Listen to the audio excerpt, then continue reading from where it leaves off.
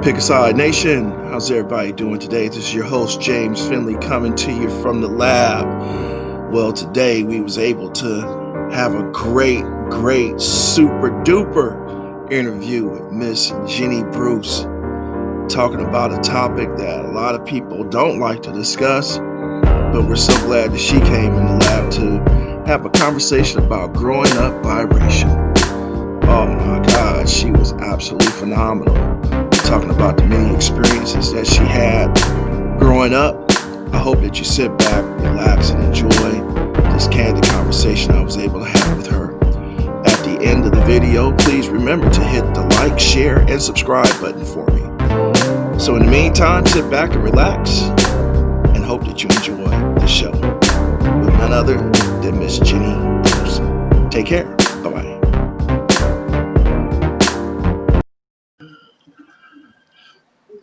And a very good day to the Pickaside Nation. This is your host, James Finley, with the Pickaside Podcast, and we are back in the lab, and we have a very special guest coming into the lab this evening by way of Pasadena, PA. We have the lovely Jeannie, a.k.a. Chef Ma'am Bruce, in the house. Jeannie, how are you doing today? I am fantastic, James. Thank you for having me. I appreciate it. It is a pleasure to have you on this podcast. So let me just kind of get through all the particulars with all of you guys to figure out, well, who is she? Well, Jenny and I, we worked side by side with each other for about a good year. She literally worked like right over my right shoulder, and it was a trip and a I was half. the little bugaboo. Yeah, boy. But the one thing about Jenny, and she brings so much to the table because her work ethic is just second to none.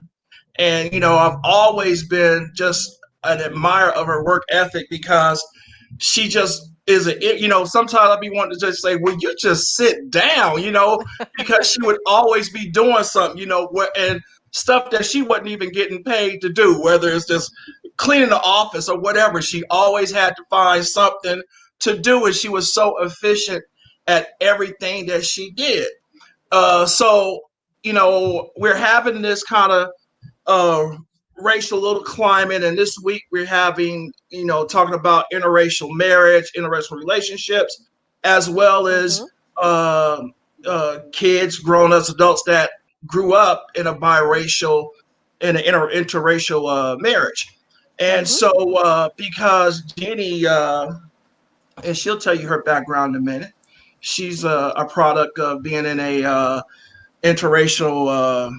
Uh, Her parents are interracial, which makes her biracial. She brings a lot of knowledge to the table. So, Jenny, how you doing? And kind of let everybody kind of know what you do. Well, good evening, everybody. Again, my name is Jeannie, aka Chef Ma'am. My background is really doing culinary creations. I have a culinary background, but I have a skill set in the administrative world where I have fell upon. My mixed chicks background, the biracial thing, is I was born a military brat. So I am from Thailand, actually born inside of Thailand. I was born in Sattahip, where my sister was born in Bangkok. And so Bangkok, everybody kind of knows. Sattahip is kind of like how it is from LA to Vegas, about 3-4 hour drive from LA to Vegas. And so Bangkok was kind of like that going to Sattahip. So my dad was in the army, and so I had the privilege of being born in Thailand, and that's where my mom is from. So that's where we get the biracial um, relationship from. So, you grew up way on the other side of the continent, and so just how was that growing up in a different country, in a different continent? I mean, like thousands and thousands of miles away from the United States. Well, it was different growing up in Thailand, but being a military brat and traveling all the time, I didn't really get to the states per se and really make a footprint until like my freshman year into Pasadena. We stayed in Indiana a little bit for a couple years before we moved to Germany, but those were kind of like the younger years where you're like in fourth or fifth grade, go to Germany until like sixth, seventh, and eighth grade, and then transfer back over here and then made my grounds in Pasadena. And so it was different. Like I was around a melting pot. We were in the military, so you're going to Yeah. see people from different backgrounds. Yeah. And then coming to Pasadena was different. So, do you still know all of the different countries and cities that you were living in prior to moving out to Pasadena? Oh yeah. Oh yeah. I lived in Okinawa. I lived in Japan, Okinawa for about 2 years. I lived in Okay. Wiesbaden, Germany for about 3 or 4 or 5 years. Woo, So yeah, I got a chance to travel a little bit. So we were that's all over the cool. place. That's cool. Yeah. So, And so I didn't leave Thailand though until I was 3. So okay. when I finally came to the States, I was 3. Okay. So, with all of the different cultures and stuff that you've seen and this and that, so which culture do you think that you identify with more, and why?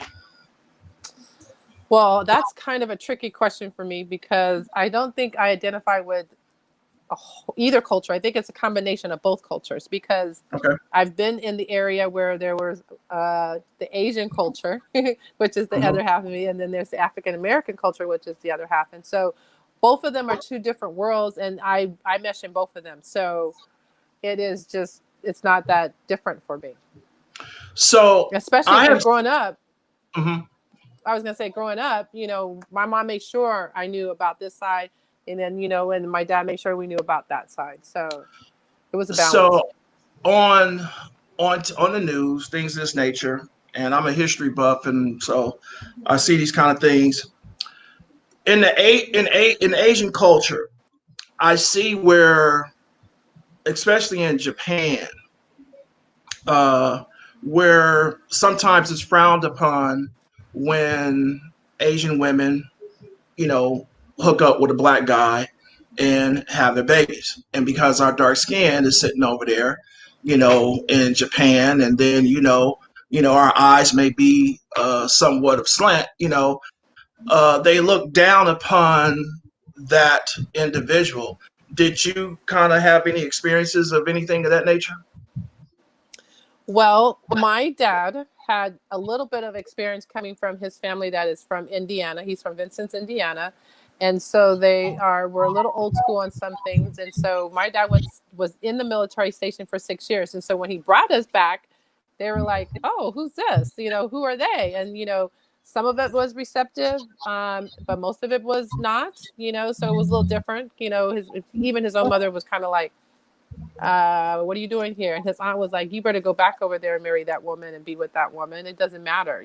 So, and then even 30 years later, when I was 33 and we returned to Thailand, we experienced where we all got in the cab and my dad was the last person to get in the cab. And then when he got in the cab, they were like, oh, no, no, no, no. Can ride. Get out, get out.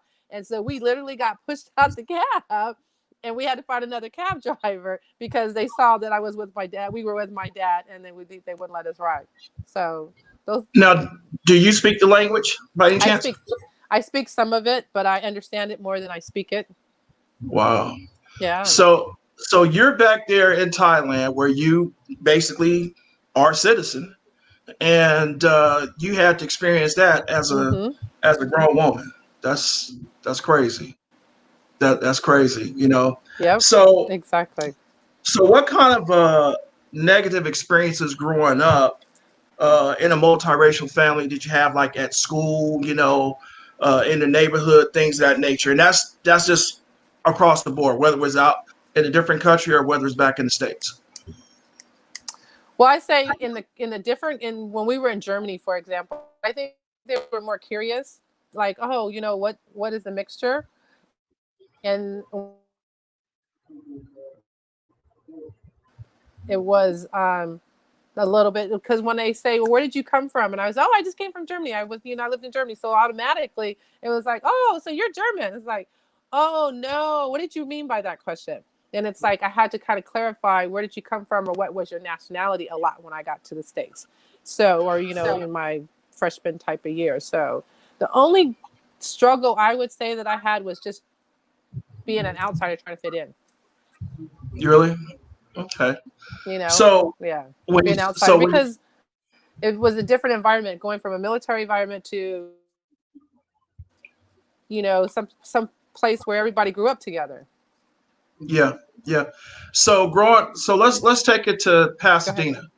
So you get to Mm-hmm. Pasadena, and because I'm familiar with the Pasadena area, and there's like everybody, you got a little bit of everything going on in Pasadena. You got a big Asian community, you got Hispanic, you got a little bit of everything, and there's a lot of interracial relationships, marriages, and stuff like that. So is that where you kind of finally start having a comfort zone, you know, knowing that you were biracial? Right. You know what? When I first got to Pasadena, I don't know if it was a comfort zone. I think sometimes it was a little hard for me to connect with people because I think I was different or looked different. But personality wise, your personality kind of shines out. So it takes a minute to kind of migrate through it, but you do on occasion get set out aside because you're different, you Yeah, know. yeah, yeah. So when you say the word different, I mean, how different do you really think it is? Like for the kid for the kid that's going to school, first day of school, and this kid is a little bit lighter than everybody else, a little bit darker than what the Caucasian individual is. This person's hair is a little bit more curlier than what the average straight hair person is, and a little bit more finer than what the dark skinned person's hair is complexion. What goes through that a person's mind with all that? Is there an isolation, or what's going on with all that? I think I don't know if it's isolation deal. I think it is at that time in our age, or at least in my age in high school, and I think my daughter, because her being somewhat a quarter of mixture, she experienced kind of the same things, like trying to fit in because your hair is curly or your hair is long. And I think for Mhm. me, I just did things a little bit differently. And I played sports. I think sports helped me out in regards of not having to really try to fit in with the clique or try to fit in with that clique. I think if I didn't play sports, I might have been a different person or had to have different interactions. But because I played Yeah, sports, I didn't really worry about those interactions. right. But it was there. You could tell Yeah, when oh, this person thinks she's this, and that because she's got curly hair or she's got this yeah. hair or she looks like that. It's a confidence situation.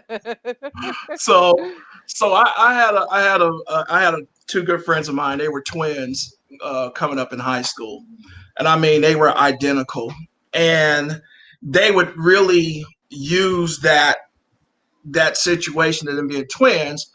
They would use it to their advantage. So, as you being biracial, was there ever a time where you used it to your advantage, or was it a disadvantage or anything like that?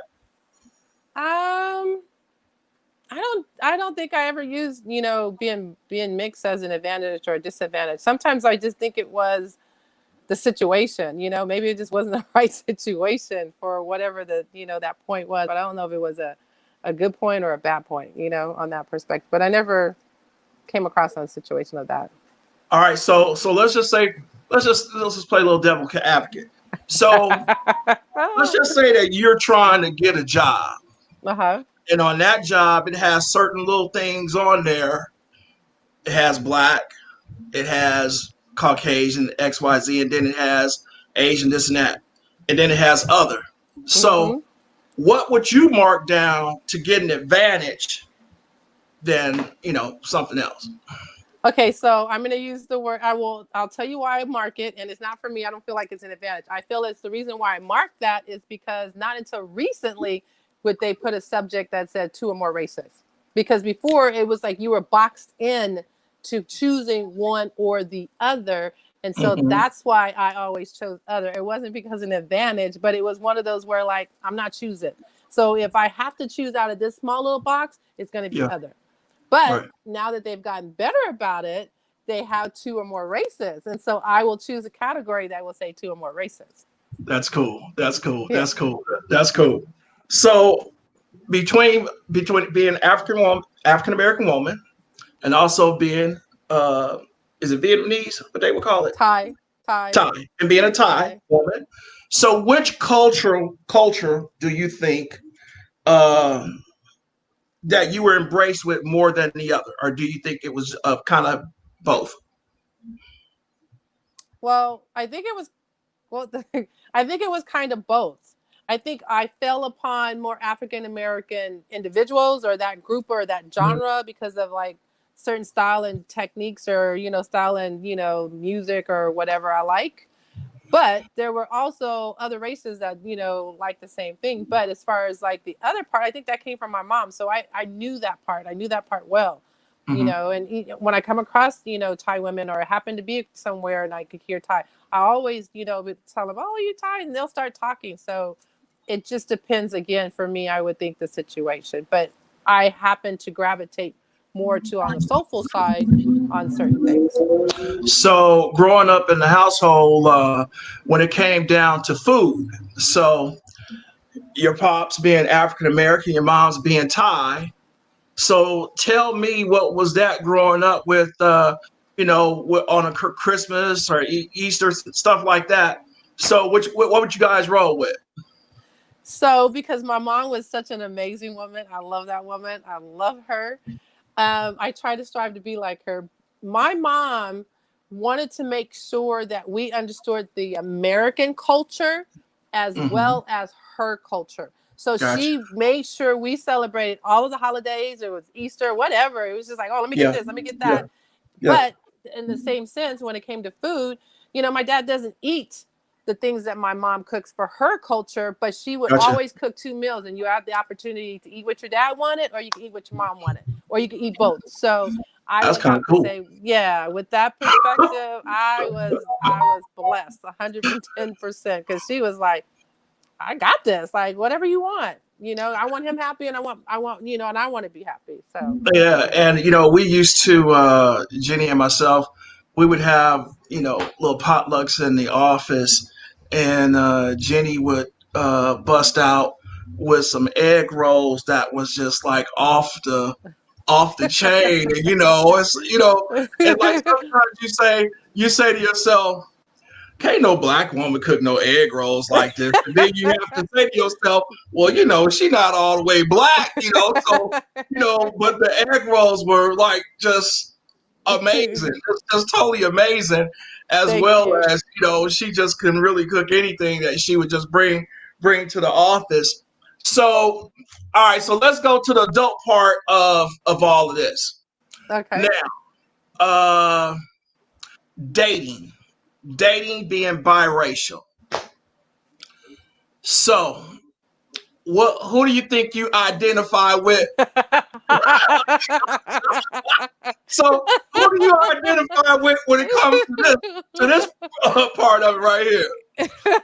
Well, I would have to say it would be on the African American side, or the Yeah, yeah, yeah, because that yeah. is the type of men that would approach me. I mean, Right, I right. I'm a pretty tall girl. I'm like 5'10", and if True I'm in that. heels, I'm 6 feet. So I could be Yeah. very intimidating in my stature. So I may get a lot of eyes, but the ones that have that game or that swag will be the one that come up and say hello, and it's usually the African American brothers because they don't have no shame in their game. So But not they that they I wouldn't always date here other here's races. It's here's just the trip part about they're too here's the afraid trip to part ask about me out. yeah, yeah, yeah.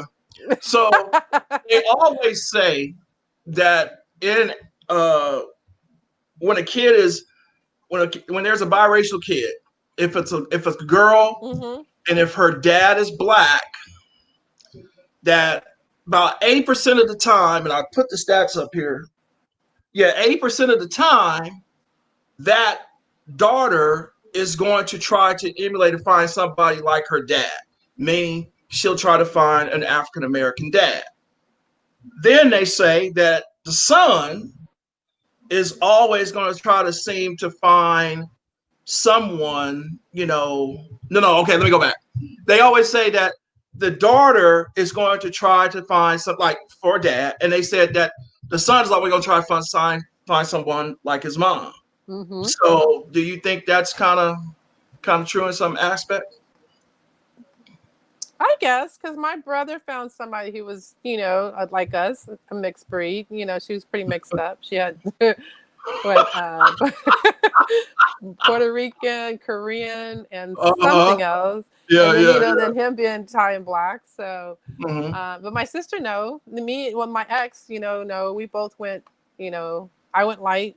Yeah, we're both lighter version of African American men, but yeah. Yeah, yeah. So, would you have you ever felt like you've been discriminated against being biracial?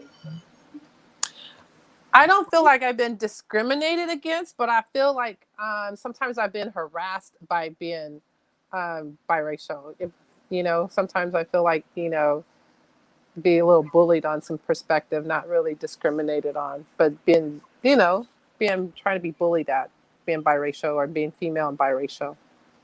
So let's talk. Let's go to the bullying a little bit. So, and this is kind of what I was speaking of with kids now that have to grow up, that in that manner. So, the bullying part of it. What's some examples that the bullying aspect of being biracial would do? I'll give an example of my daughter because I had to Mm-hmm. go to school for this. Mm, So the issue was, and it wasn't just me. It was like my daughter. It was like four other daughters that had to be there. So we, as parents, had to be called out on a day that the school could actually have resolved this issue. But what happened was, my daughter was being harassed for her looking a certain way, having a curly hair, long hair, and being pretty. She hung around some individuals that click whatever, and they didn't get along. Well, these girls were ditching school and got mhm. busted. And so what they decided to say, that was my daughter was over there intimidating them, and she didn't want to come to school. And so it got escalated, and parents got called in. And me being the parent that I am, my question to the child, because we're in a room now, is like, so my daughter. So when did the situation ever occur that you all of a sudden feel intimidated? I said, are you intimidated by her right now? They're like, no, she's really cool. I said, then what's the problem? Why are we here? Then I said, did you go to school today? She was like, no. I said, where were you at today if you didn't go to school? And she got quiet. Tell us. Tell us where you're at, because you have me here at school telling me that my daughter is, intimidating you. So tell me, why is she intimidating you? This 60-pound, 90-pound child right here that you just took in my face said who's cool. Well, come to find out, she was ditching school, and she didn't have any other way out there other to say the girls were picking on her, and to say they were ditching school, and my daughter happened to be the one. And this is like, no, it doesn't work like that. And as individuals, and I had to tell the counselors and everybody there, like, look, these are girls going through teenage issues, going through situations where they're trying to see on society of what they're supposed to look like, how they're supposed to be because of their skin color, because of their hair texture, because of this. I said, you guys need to start a brown bag series at lunchtime and create something that will help these girls feel confident about themselves, so we don't have to deal with these type of situations, or Yeah, we don't have to escalate it to get here because right, someone went from here to here to here. So right. those are the type of bullying situations that I would say occur more so in society, and I think it's gotten worse now because the racial tension is a little bit different than it Yeah, was when we were growing up. yeah, yeah, yeah. What I try to do on just about all my shows is kind of get everyone's perspective on the current racial climate that's going on. As we all know, we saw the life being taken away from George Floyd, Mm-hmm. which is kind of the reason why I started all of this, because I just felt like um, I'm not in the condition to be marching up and down the streets, but I have to have some type of voice to help bring about changes and things of Mm-hmm. this nature. So what happened to you mentally when you saw all of that going on and you saw BLM, marching up and down the streets just about everywhere? So how did you approach all that? For me, my heart hurts. Like I cannot, and I just cannot watch another video. I cannot watch another, you know, the understanding of Black Lives Matter doesn't mean that your life is better than our life. It just means like recognize that our lives are important. And Right. people do not understand that. That mindset is so Right. embedded into Right. them that they do not understand that process. They don't understand that concept. It's too, and now even with social media, because we do have it, it's so blatant, it's the norm for them. So until they start getting reprimanded, they start going to jail, they start getting prosecuted, and they start feeling the pain that we felt or we feel or what we are still going through, Hmm. they're not going to understand. And I think that's where we're at. We're just at a point where we don't have any reason to explain it to you any further. It's like there's not Right. much more to explain.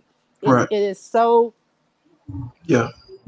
right Yeah. there. And I think it's for us, like you're doing right with this show, is being able to glide through this transition so that we can continually open this flower that has been blooming for people to really start understanding that we have to do better Yeah. as human beings have Yeah. to do better. Yeah. Now, I'm not going to say what part, but there's an individual that's close in your life who works for the department, and so how has that been during all of this? For that individual that works with the police department. It's been hard. It's been really hard. He sees a lot of stuff, and we Yeah. have to feel his pain, and Yeah. he has to cover for a lot of things too. Like, Yeah. when situations come in this, right, he has to be the one to be covering here and covering there. So Yeah. he puts his life at risk all the time. So Yeah. I Yeah. have mad respect for that, for anyone who puts their, life on the line for us. And that goes along with the military. And I thought, that's my dad's background. So it hurts my soul to know certain individuals that can't give that respect to these people who don't get paid that kind of money at all, but they do it because they love their country. They believe Yeah. in the rights of others and for people. And you think it's stupid that people die. Like, huh? Yeah. How do you Yeah. think we got here? Yeah. Yeah. So you have a nephew, and you have a black nephew.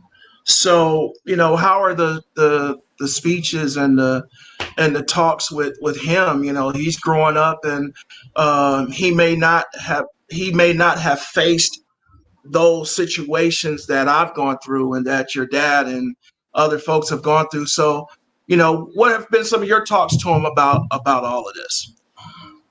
I don't think it's hitting home yet, to these kids, especially right now because they've been so close together as unit in school growing up. Because again, he lived a different lifestyle than me and my sister. He lived the Yeah, same kind of lifestyle like my daughter. He was able to grow up from a knee high and graduate to high school with the same group of people. So on that level, they're kind of growing together. But I don't think they still understand the depth and the seriousness of what is being laid out in front of us right now. yeah, yeah, yeah. This whole 2020 is just a year that I think none of us will ever forget for the rest of our lives. From everything back in January, when it started off with Kobe, and then you had the coronavirus and all of those type of things. People have lost jobs, people have lost homes, people, it's just a mess. And I've been encouraging everyone that can to vote to try to make some type of changes and this and that. Jeannie, I can't thank you enough for doing this, because you bring a different perspective than what others are able to bring. While you are still on here, Jeannie is going a different route in her career, and so why don't you tell everyone what's going on with you with that, as well as give them the social media outlets that they can check you out on. Well, during what I wanted to share with everybody and to you too, James, is that I feel like right now people that are enlightened have the ability to start being like a phoenix, like yourself, or burning in the ashes to grow into something new. And I Yeah. think during this pandemic, not just ourselves, but especially for myself, but I think we had the ability to see, like, you know what, this world is constantly changing, and we're in a world where we can do these things that we don't have to be so corporate about it. We don't have to be old school about it. Where there's so many avenues that we can go to be better ourselves, do what we want to do, have the passion that we want to do. And so I decided during this pandemic that I wasn't going to have a job that I was, oh, do I need to get to this job? I can't get where they're going to start back up. And it's like, well, you know what? I help so many small businesses. I need to help my own business. And so I Yeah. decided to venture off into my own chef world. So Yeah. I do cooking, catering, private events, whatever the need is or whatever the client is looking for, that's what I kind of bring to the table. Plus my personality and Yeah. my skill set. So Yeah. and like I And said, I'm listen, I can vouch. I can vouch. She has never brought anything to this. She's never brought anything to that office that did not taste good. Everything, and I mean everything, was wonderful. It was well, thank you. wonderful.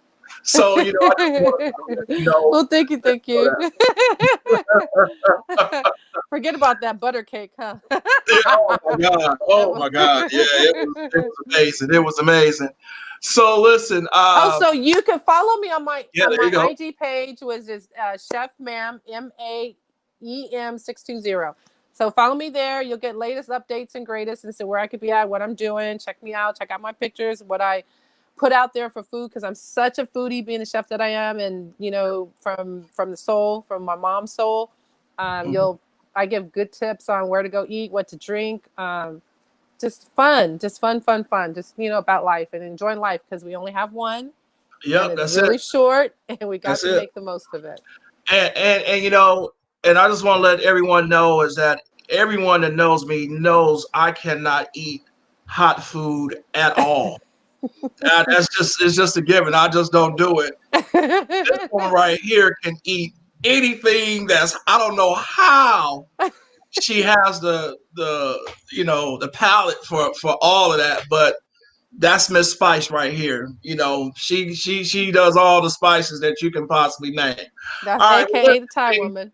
yeah, there it is. There it is. Listen. All right, well, listen, everyone. I want to thank everyone for tuning in to another episode of the Pickaside podcast. And as I tell everyone at the end of my show, always keep God first place in your life. He'll take you places that you never dreamed of. Miss Jeannie, thank you, sir, very much for coming into the Thank you, thank lab. you. All right, Appreciate it. and we will be talking soon. I'll see you on the other side. All righty. All right. Well, thank you, Pickaside Nation, for joining in and tuning in to watch the interview that I had with Miss Jeannie Bruce. I ask that you guys hit the like, share, and subscribe button. And let me hear your comments. Give me a thumbs up for the show. And certainly appreciate all the support that you guys are giving the show. Hey, we're trying to hit numbers that no one else can match. So keep up the good work. Keep supporting the show. We certainly thank you. You guys sit back and enjoy the next episode of Pickaside Podcast. Take care. See you on the other side. Bye-bye.